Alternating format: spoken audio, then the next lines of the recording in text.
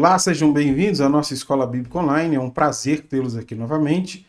Chegamos à lição de número 4. Esse conteúdo é produzido para te ajudar no seu estudo da Palavra de Deus. Por isso, é muito importante haver uma certa dedicação da sua parte.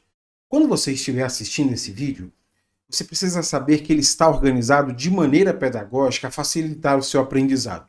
Aqui na descrição do vídeo existem 3 informações que são importantes para você. Se você estiver assistindo no celular, é só apertar aí embaixo uma palavrinha chamada mais, e aí ele vai te mostrar a descrição do vídeo. Quais são essas 3 informações? Primeiro, há um cronograma da aula, a maneira como eu estou organizando a apresentação deste conteúdo.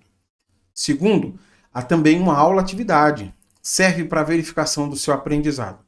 Assim que você terminar de assistir essa aula, eu recomendo que você faça a aula-atividade para verificar aquilo que você aprendeu. E por último, há também um fórum onde você pode colocar as suas dúvidas ou deixar os seus comentários. Se quiser, você também pode comentar aqui na descrição do vídeo. É sempre bom ler e interagir com todos vocês. Bom, nessa aula de número 4, o título da aula de número 4 vai ser sobre a vida conjugal. E aqui nós teremos uma metáfora entre o relacionamento que há de Cristo com a igreja e esposa e o seu marido. É sobre isso que nós vamos estudar nesta lição. Para facilitar o seu aprendizado, eu quero começar apresentando para vocês o cronograma da nossa aula.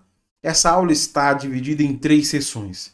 Na primeira sessão, eu quero explicar para vocês o contexto teológico de Efésios 5:25. Por que o contexto teológico de Efésios 5:25?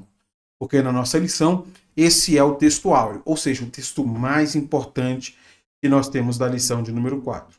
Na segunda sessão, eu quero então explicar para vocês os versículos 21 a 28. E por fim, eu encerro a aula fazendo algumas aplicações. Como falei, aqui na descrição do vídeo você vai encontrar todas essas informações que fica mais fácil de você se situar. Tudo bem? Começando a primeira sessão, eu quero então explicar para vocês, como falei, esse contexto teológico que nós temos para Efésios capítulo de número 5, versículo de número 25. O que nós temos aqui no livro de Efésios? O livro de Efésios está organizado de uma maneira muito clara. Toda a doutrina que Paulo pretende explicar, ele explica no capítulo 1, 2 e 3. Quando chega no capítulo 4, Paulo começa o capítulo 4 dizendo, portanto. Ou seja, tudo aquilo que ele ensinou, a partir do capítulo 4, será aplicado à vida cristã. Então, capítulo 4, 5 e 6 são aplicações da doutrina a partir da prática cristã.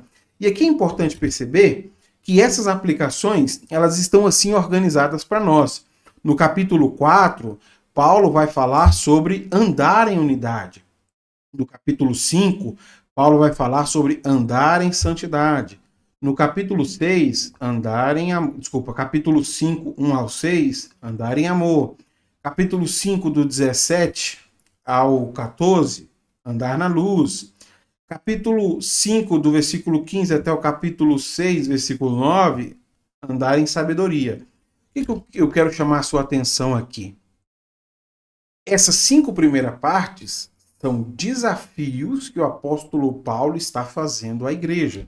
O primeiro desafio é este, a unidade. O segundo desafio, a santidade. O terceiro desafio, o amor. Quarto desafio, andar na luz. Quinto desafio, a sabedoria.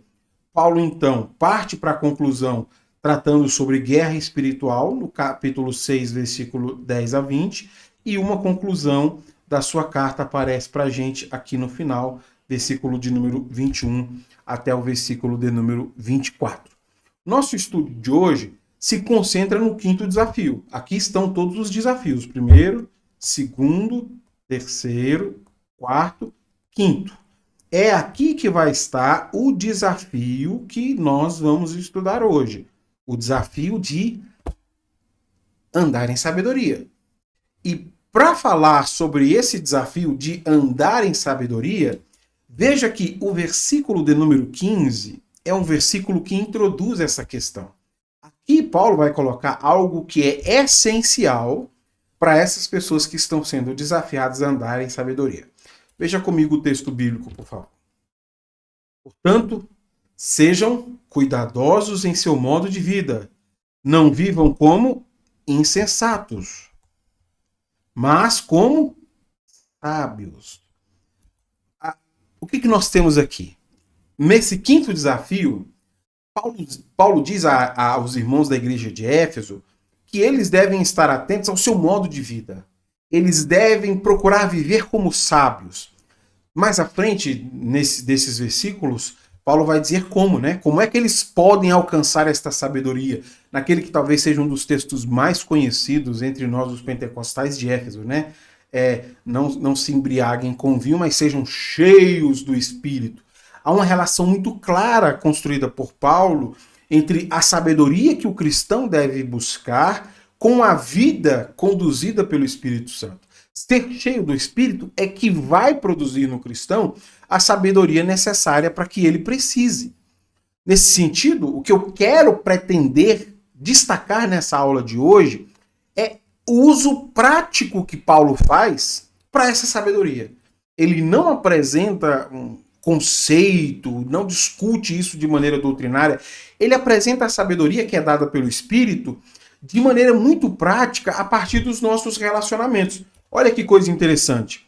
A sabedoria para os relacionamentos, portanto, é o que nós vamos ter do capítulo 5, 21 até o capítulo 6, 9.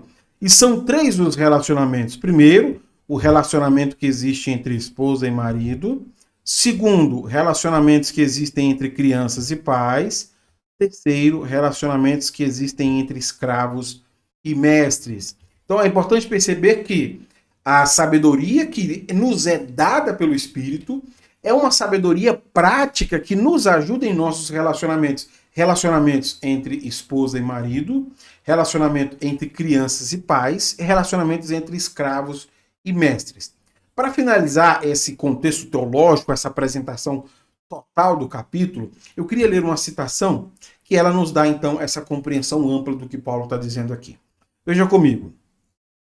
Paulo exortou os crentes a andarem sabiamente, aproveitando todas as oportunidades. Ele explicou que isso é feito entendendo a vontade do Senhor por meio de ser cheio do Espírito. Apenas os crentes cheios do Espírito são capazes de agradar ao Senhor cumprindo seus deveres, que aqui no caso é esta vida de sabedoria, e de viver vidas irrepreensíveis em contato próximo e contínuo com suas relações familiares ou profissionais. Quer seja no trato com esposa ou marido, quer seja no trato profissional, esses cristãos estarão então habilitados por meio da sabedoria que lhes foi dada pelo Espírito. Isso é importante para nós. O Espírito Santo produzirá em vocês a sabedoria necessária para que vocês possam desenvolver relacionamentos saudáveis. Filhos, casamento, relacionamento profissionais, tudo isso será saudável a partir da sabedoria que o Espírito produz em vocês. Tudo bem? Partindo para a segunda sessão, eu desejo agora começar a explicar do versículo de número 21 até o versículo de número 28. Aqui Paulo vai falar sobre a sabedoria necessária para a gente lidar com cônjuges. Veja que eu apresentei para vocês esses relacionamentos, mas o objetivo da nossa aula é olhar a relação esposa e marido. Mas antes de dar essas instruções para a esposa e para o marido, Paulo coloca uma questão introdutória que eu queria ler com você. Paulo diz assim: sujeitem-se, e essa expressão ela é importante, eu queria explicar ela para vocês. Sujeitem-se uns aos outros por temor a Cristo. Antes de dar essas orientações para esposas e para maridos, Paulo fala sobre a submissão. A submissão para o cristão é a maneira como ele demonstra o respeito que ele sente por Cristo. Submissão aqui significa isso. Nós nos submetemos a Cristo Porque essa é a maneira apropriada de demonstrar a nossa reverência a ele. Então, submissão está intrinsecamente relacionada a respeito. Submissão está intrinsecamente relacionada à reverência. O que Paulo faz, então, é aplicar esse princípio da submissão para outras pessoas a quem nós também devemos nos submeter. Isso fica claro no texto. Sujeitem-se uns aos outros por temor a Cristo. Assim como vocês se submetem a Cristo, vocês também devem se submeter a outras pessoas.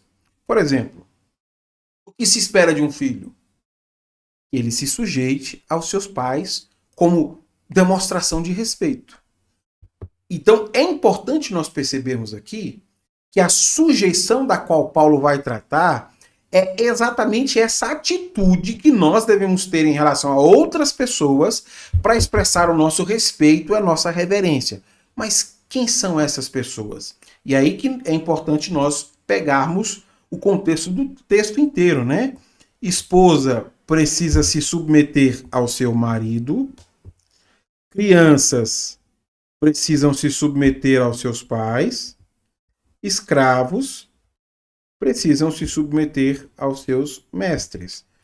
Então, pelo texto fica claro para nós que a submissão é importante porque é a maneira como nós demonstramos respeito. Assim como nós demonstramos respeito por Cristo, assim como nós demonstramos reverência a Cristo, a esposa deve prestar reverência ao marido. Segundo, crianças devem prestar reverência aos pais. Terceiro, escravos devem prestar reverência aos mestres. O objetivo do nosso estudo hoje será apenas esse trecho aqui. Tudo bem? Nós não vamos ampliar o nosso estudo.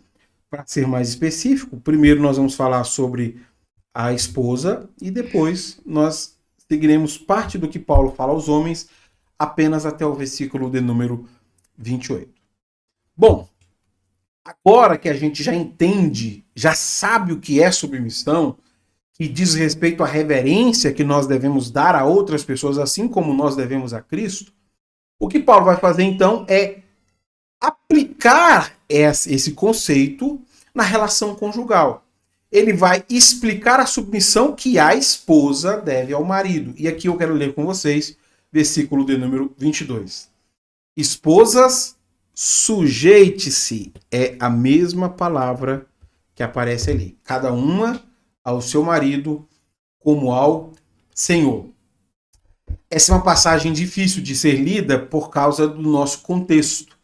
Dentro da nossa cultura, isso aqui é complicado demais. Ler isso aqui já é assim, super abominável. Eu lembro que um dia eu estava na sala de professores, conversando com alguns professores, e alguns estavam expressando a sua dificuldade de entender a Bíblia, né? Eles não eram cristãos. E aí um disse assim, não, a Bíblia é difícil demais de ser entendida. Por exemplo, está escrito lá que a mulher deve se submeter ao marido. Aí o outro professor logo respondeu, essas coisas do Antigo Testamento realmente são difíceis de serem entendidas. Parece ser coisa do Antigo Testamento, mas não é. É Efésios capítulo 5, versículo de número 22. E para nós é difícil porque nós estamos lendo a partir do nosso olhar, da nossa abordagem contemporânea, do que isso significa.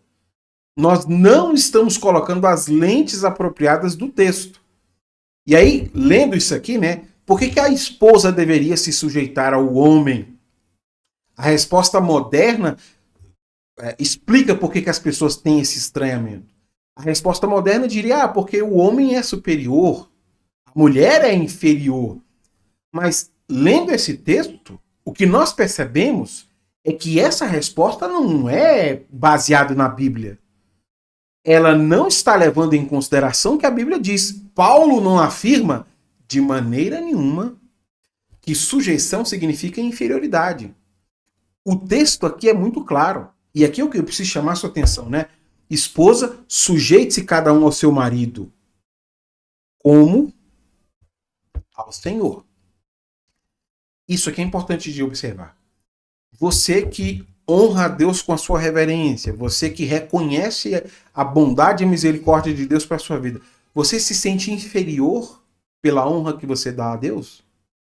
Então, se você não se sente inferior, por que você acha que submeter-se ao marido te torna inferior? Porque nós estamos olhando com os olhos e os conceitos modernos. A submissão da esposa ao marido, ela é tão valiosa como se fosse a mesma submissão que nós damos a Cristo. Então perceba que o sentido aqui não é de inferioridade e nem de hierarquizar, é de reconhecer o que o outro fez. Assim como fazemos a Cristo, reconhecendo a obra de Cristo, é necessário que a esposa faça pelo marido. A outra questão contemporânea que geralmente surge aqui, né? As pessoas leem esse texto e aí elas tentam criar uma relação que não existe. Do tipo, mulher, você quer ser submissa a Deus? Então submeta-se ao seu marido. Porque se você não se submeter ao seu marido, você não se submete a Deus. Então perceba que esse é um texto difícil demais, porque ele sempre está sofrendo com as nossas óticas modernas e com as maneiras como nós queremos fazer com que ele diga o que nós queremos dizer. Mas nenhuma dessas abordagens está sendo dita na passagem. Esse é um acréscimo interpretativo que as pessoas fazem e às vezes fazem com intenção. Como ficou muito claro para a gente lá no versículo 21 que eu acabei de explicar, submissão é uma forma de demonstrar respeito. Mas por que a esposa deve demonstrar respeito pelo seu marido? Paulo responde isso no versículo 23. Pois o marido é a cabeça da esposa, como Cristo é o cabeça da igreja. Ele é o salvador do seu corpo, a igreja. Bom, a resposta que deveria facilitar acaba dificultando. Porque Paulo apresenta aqui dois motivos porque a esposa deve demonstrar respeito pelo seu marido. O primeiro é porque o marido é a cabeça da esposa. E o segundo, porque isso agrada a Cristo. É isso que Cristo espera da esposa. E quando nós ouvimos falar que o marido é o cabeça, aí que o negócio piora. Porque as nossas confusões só aumentam. Então, o que eu preciso fazer aqui? Eu preciso ampliar a explicação para deixar mais claro o que Paulo pretende dizer. O que Paulo pretende dizer com o marido é o cabeça da esposa? E perceba que aqui Paulo está fazendo intencionalmente uma metáfora sobre a relação que há entre cabeça e corpo. Depois de fazer essa metáfora entre cabeça e corpo, Paulo aplica essa metáfora referindo-se a Cristo e a igreja.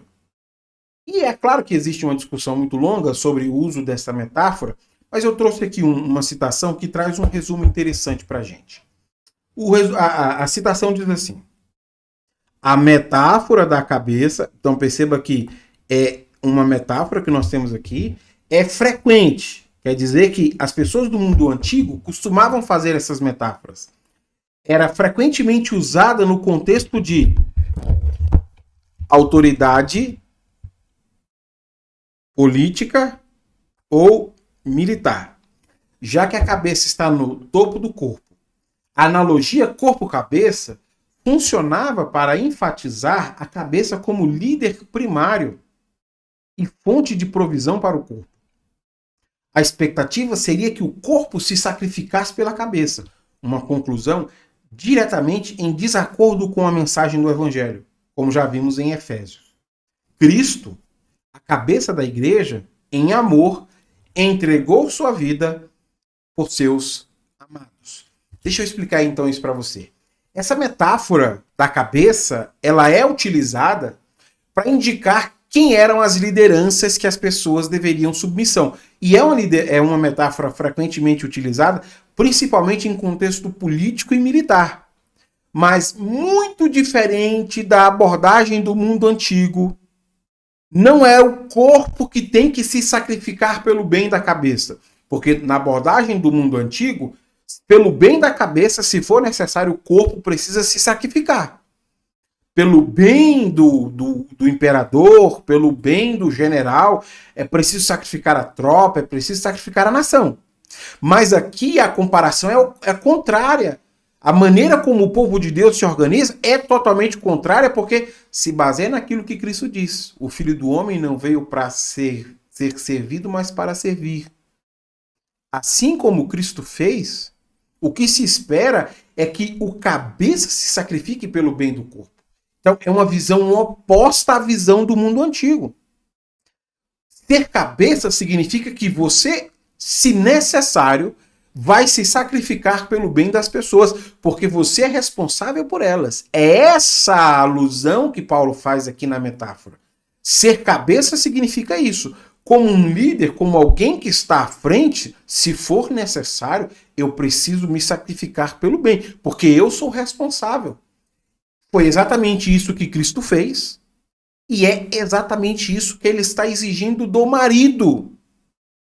Exatamente porque o marido faz isso, porque o marido assume a responsabilidade de morrer pelo bem da esposa, assim como Cristo fez. A esposa deve demonstrar respeito pelo seu marido, assim como a igreja demonstra por Cristo. Veja como isso fica ainda muito mais claro no versículo de número 24. Assim como a igreja se sujeita a Cristo, também vocês, esposas, devem se sujeitar em tudo a seu marido. Paulo fez questão de terminar apresentando que essa metáfora ela tem limitações. A igreja se sujeita a Cristo, porque ele é o salvador da igreja. Mas o marido não é salvador da esposa. O marido deve estar disposto a morrer pelo bem dela. Mas mesmo se for necessário que ele morra, a morte desse marido não salvará a esposa. Cristo aqui é tomado como um exemplo exatamente por mostrar que ele se preocupou com o bem da igreja. Porque a maneira como esse texto é lido, às vezes, foge do propósito bíblico. Não é o marido quem salva a esposa. Cristo é tomado como exemplo para mostrar que, assim como Cristo se preocupou com o bem da igreja, é o que o marido também deve fazer. Ele também deve pensar no bem-estar da sua esposa. Exatamente porque ele está preocupado com o bem-estar da esposa, a esposa deve se submeter em tudo a ele. É claro que tudo aqui precisa ser compreendido por nós dentro do texto. Em tudo, eu queria grifar isso aqui para vocês. Assim como a igreja se sujeita a Cristo, também vocês, esposas, devem se sujeitar em tudo ao seu marido. A igreja se sujeita a Cristo.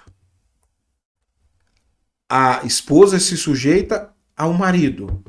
Mas essa é uma relação interessante, porque tudo aqui inclui aquilo que o próprio Cristo poderia pedir para a igreja.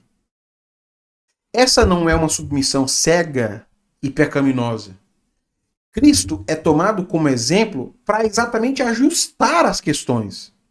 Assim como nós demonstramos nosso respeito a Cristo por compreender o bem que ele fez por nós, a esposa deve demonstrar respeito ao seu marido pelo cuidado e provisão diária que ele realiza a ela.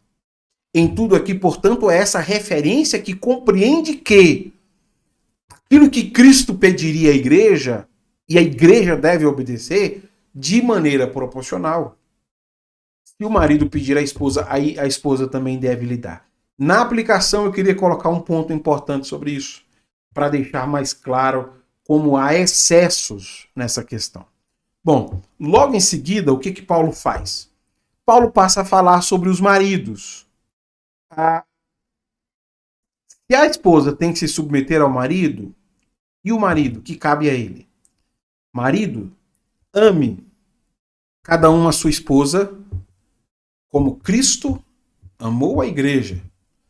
Ele entregou a vida por ela, a fim de torná-la santa, purificando-a ao lavá-la com água por meio da palavra. Assim o fez para apresentá-la a si mesmo como igreja gloriosa, sem mancha, ruga ou qualquer outro defeito, mas santa e sem culpa. Quando a gente lê isso aqui à primeira vista, parece que Paulo está dando uma ordem aos maridos que não é algo tão difícil, né? A gente lê a parte da mulher por causa dos nossos compromissos ideológicos modernos, a gente acha um absurdo o que Paulo diz às mulheres. Quando lê essa parte do homem, parece que é bem simples, né? Porque desde a antiguidade é muito comum encontrar maridos fazendo declarações de amor para sua esposa. Porém, o amor que Paulo fala aqui não se refere simplesmente a uma declaração de amor. O tipo de amor que Paulo tem em vista é muito específico. E aqui eu queria chamar a sua atenção. Ame cada um a sua esposa. Ame cada um a sua esposa. Aqui é a caneta. Ame cada um a sua esposa como Cristo amou a igreja. Você percebe como isso é muito claro? Como falei, o tipo de amor é o que Cristo teve pela igreja. Não é apenas uma declaração verbal. Na sociedade de época, seria a cabeça que deveria ser preservada. Usando esta metáfora. Preserve o general, preserve o político importante. Na mentalidade bíblica, a cabeça deveria, se necessário, morrer pelo bem do corpo. É isso que a igreja precisa entender e é isso que a esposa precisa entender.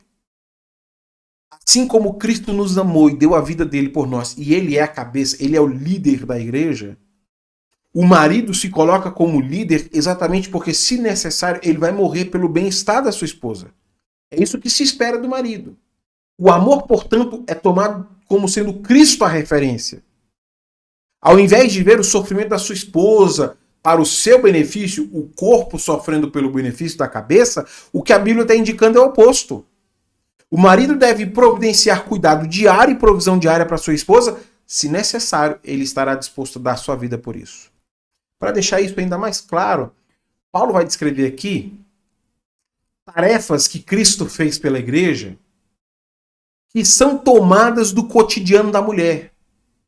A mulher lava roupas sujas, a mulher costura roupa, a mulher coloca comida. E essas imagens das tarefas domésticas que a mulher realiza, Paulo associa aquilo que Cristo fez. A mesma coisa que Cristo fez pela igreja, se vê a esposa fazendo dentro de casa. Porque o que se pretende mostrar é que o marido deve ocupar o papel da esposa. Ele deve fazer aquilo que a esposa faz, mas o seu trabalho é exatamente um trabalho sendo realizado para o bem-estar da esposa. Isso fica ainda mais claro no versículo 28, se você não tem entendido. Da mesma forma, os maridos devem amar cada um a sua esposa como amam o próprio corpo. Pois o homem que ama a sua esposa, na verdade, ama a si mesmo. Paulo não diz, homem, porque sua esposa se submeteu a você, ame ela como Cristo amou a igreja. Não, Paulo não diz isso. Paulo também não insiste nessa ideia de hierarquia que era tão comum no mundo antigo, dizendo, olha, o homem é mais importante que a mulher. Ele vai por um caminho diferente. O modelo social que a igreja deve seguir foi exemplificado por Cristo. O marido é chamado a ver o seu corpo como sendo o corpo da sua esposa. De igual maneira, a esposa é chamada a ver o seu corpo como sendo o corpo do seu marido. Não há níveis hierárquicos. Não há superioridade. Deve haver entre o marido e a esposa unidade. Por isso que Cristo é apresentado realizando tarefas domésticas de uma mulher pela sua igreja. O homem precisa compreender de maneira muito clara que a esposa não é um objeto. A esposa é o seu próprio corpo. E aqui eu queria ler uma última citação para ir para a aplicação que nos dá essa dimensão mais completa. Um ponto importante sobre o amor exigido do marido é um amor que liberta a esposa para ser ela mesma. Os exemplos antigos de harmonia conjugal indicam que, à medida que o amor cresce, a esposa se torna mais semelhante ao marido. É maravilhoso considerar que o modelo bíblico para o casamento coloca a mulher em pé de igualdade.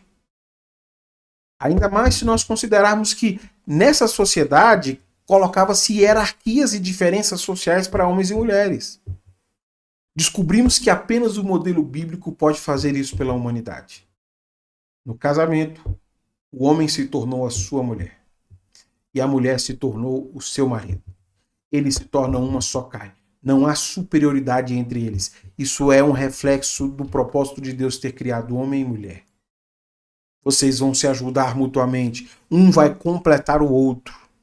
Não há diferença entre vocês. Vocês são ambos criados à imagem de Deus. E agora que o homem casou, é isso que o texto bíblico está dizendo. A mulher olha para ele como sendo este cabeça. Essa pessoa que será responsável pelo seu bem-estar. Por isso, ela honra aquilo que ele faz. Enquanto que o marido entende que nessa posição de cabeça, o que lhe cabe como responsabilidade é o bem-estar da sua esposa.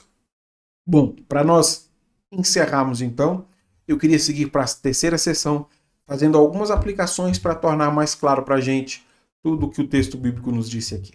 Primeira aplicação. A mulher cristã não deveria desonrar o seu marido. Como vimos hoje, a submissão é uma maneira de demonstrar respeito. Se a mulher não deseja demonstrar respeito ao seu marido, pelo menos se espera que ela não demonstre desprezo. Essa é uma cena comum. Existem esposas que, quando vão falar do seu marido, a impressão que nós temos é que elas estão falando da pior pessoa do mundo. Ela está descrevendo o marido e, às vezes, não se incomoda de usar nomes vexatórios. Aquele bocó, aquele pamonha. Dá para ver nitidamente que não há nenhum respeito quando a esposa faz isso. E aqui eu queria dar um conselho para você, mulher.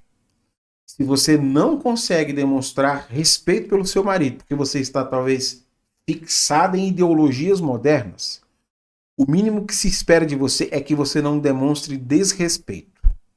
Se você não consegue tratá-lo publicamente com honra, não o trate publicamente com desonra. Isso vai acabar adoecendo o seu relacionamento. Segunda aplicação. Apoiar ou reforçar o pecado do marido não são maneiras de submissão. Veja, Cristo é tomado como exemplo porque tudo que Cristo fez visa o bem do seu povo. De igual maneira, o marido deve tomar Cristo como exemplo do que significa ser cabeça. Quando o marido toma Cristo como exemplo, ele diz, olha, eu tenho que, se precisar, dar a vida pelo bem do meu corpo. Não é o corpo que se sacrifica pela cabeça, é a cabeça que se sacrifica pelo corpo. Mas, infelizmente, nem todo marido usa Cristo como modelo. Há maridos que usam um modelo social que quiserem. Minha esposa tem que se sacrificar pelo meu bem, ela que tem que fazer tudo. Nesses casos, como a mulher deve proceder? Como a mulher deve proceder quando o marido age de maneira pecaminosa? Quando o marido não tem Cristo como referência? E aqui eu queria citar para vocês um texto bíblico, que é um texto bíblico claro sobre isso. Aconteceu um problema na igreja de Corinto em que haviam pessoas que se convertiam a Cristo e aí era colocado para essas pessoas a seguinte situação. E agora que você se converteu, o que você vai fazer com seu marido que não é crente? E aí Paulo vai dar uma resposta sobre isso que é interessante. Veja comigo essa leitura bíblica. 1 Coríntios capítulo 7, versículo de número 13 até o versículo de número 15. E se uma irmã for casada com um homem descrente, e ele estiver disposto a conviver, a continuar convivendo com ela, não se separe. Tudo bem? Se, porém, o cônjuge descrente insistir em se separar, deixe ir. Nesses casos, o irmão ou irmã não está mais preso a outra pessoa, pois Deus o chamou para viver em paz. É um caso simples de se colocar. Você está casado com uma pessoa que é perversa e que quer que você abandone sua fé. E ele diz assim, não, você tem primeiro que submeter-se a mim. Então, submeter significa isso, abandone sua fé se for necessário. Cristo pediria isso de você? Se Cristo não pediria, não faça. E aqui o exemplo prático é o exemplo de fé. O marido diz, e aí, você tem que escolher Cristo ou o nosso casamento? Ou então a esposa diz, e aí, tem que escolher Cristo ou o nosso casamento? E a resposta de Paulo é simples, olha, se tiver que escolher, é Cristo. Cristo é a nossa escolha sempre. Se o marido é perverso, se a opção aqui é por seguir o caminho da perversidade, isso não é submissão. Assim como a igreja se submete a Cristo, o Senhor dela, a esposa deve se submeter ao marido. A esposa não deve seguir o pecado e a perversidade do seu marido. Isso não é submissão. Bom, passando para a próxima aplicação, terceira aplicação. Agapao, que é amor, não é um sentimento, ele é um compromisso. E aqui Paulo diz isso ao marido. Paulo diz que o marido deve amar a sua esposa. E me parece que nós estamos profundamente influenciados pelo amor de filmes, o amor de novelas, né? Como é que você prova que você ama a sua esposa? Você dá flores, você diz eu te amo, você faz postagem nas redes sociais, e a gente tem uma representação romântica, né, do que é o amor. E começamos a construir esta fixação de que amor é isso. Aí chamamos o outro de meu amor, para demonstrar um certo romantismo. Mas na Bíblia, amor não é um sentimento. Na Bíblia, amor é um compromisso. E o compromisso que o marido assume é, se necessário, a cabeça precisa se sacrificar pelo bem-estar do corpo. Isso é amor. Amor não pode ser demonstrado só em palavras. Se você diz que ama, demonstre esse amor. Quarta aplicação. Sempre que Cristo deixa de ser o padrão de referência para o casamento, surgem problemas muito sérios. Paulo aplicou Cristo como modelo para os homens e para as mulheres. Quando é exigido que a esposa se submeta ao marido de maneira muito diferente da submissão que ela faz a Cristo, a esposa acaba sofrendo com o marido perverso. De igual maneira, quando é exigido que o marido trabalhe para a esposa de maneira diferente que Cristo trabalhou para a igreja, o marido acaba sofrendo com uma esposa manipuladora. E é isso que eu estou tentando dizer aqui para você. Sempre que Cristo deixa de ser o padrão, o casamento tem muitos problemas. Não é difícil encontrar maridos perversos e esposas manipuladoras. Porque a referência precisa ser Cristo. Não pode ser o nosso padrão social, não pode ser a nossa compreensão particular. Sabendo disso, eu queria fazer uma aplicação aqui para os homens. Homens são desafiados a abandonar o modelo social do mundo e seguir o exemplo de Cristo. É importante dizer isso porque talvez você venha de uma família que acredite que há superioridade do homem, né? Por causa dessa crença da sua família, pode ser que você trate sua esposa como sendo alguém inferior, menos capaz, limitada. O desafio para o homem é abandonar o modelo social do mundo e seguir o modelo social de Cristo. Você e sua esposa são uma só carne. Veja seu corpo como sendo o corpo dela. E ela vai ver o corpo dela como sendo o seu corpo. No casamento, nós nos tornamos um só. Todos nós precisamos entender isso de maneira muito clara. Este é um desafio para homens. E é um desafio que nós temos que assumir com tranquilidade. O modelo é Cristo. O homem olha para sua esposa como se estivesse olhando para o seu próprio corpo. Ela não é inferior. Ela também foi feita à imagem de Deus. Ela também possui CPF igual você. Ela também é uma cidadã brasileira.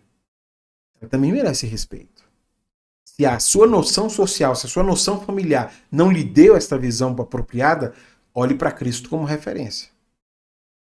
Última aplicação. Essa é uma boa avaliação para o casamento. Após anos de relação, o casal se tornou mais parecido ou antagônico. Isso aqui é importante. Porque se a mulher deve ver o seu marido como seu corpo e o marido deve ver a esposa como seu corpo, eles olham esta união que há entre eles. Então, quanto mais o tempo do relacionamento vai avançando, mais parecidos eles deveriam estar um com o outro. Essa é uma boa maneira de avaliar o seu casamento. Quanto tempo você está casado? Você se tornou mais parecido com o seu cônjuge ou vocês parecem ser inimigos até o fim da vida? Isso revela a qualidade e a saúde do seu relacionamento. Se nós estamos tomando o modelo bíblico, com o passar do tempo, nós temos que ser mais parecidos. Porque eu começo a olhar o outro como sendo eu. Há uma união entre o casal. Mas se nós nos tornamos antagônicos, nós não suportamos tomar café juntos, nós não suportamos viajar juntos, nós não suportamos dormir juntos, nós não suportamos conversar, este é um relacionamento que não é saudável. E nós precisamos rever essas questões agora, porque são sinais contundentes que essa relação não é boa. Bom, eu espero muito que este conteúdo tenha lhe ajudado. Se Deus nos der a oportunidade. Na semana que vem nós nos encontramos aqui para seguir com a nossa Escola Bíblica Online. Até a próxima aula, então.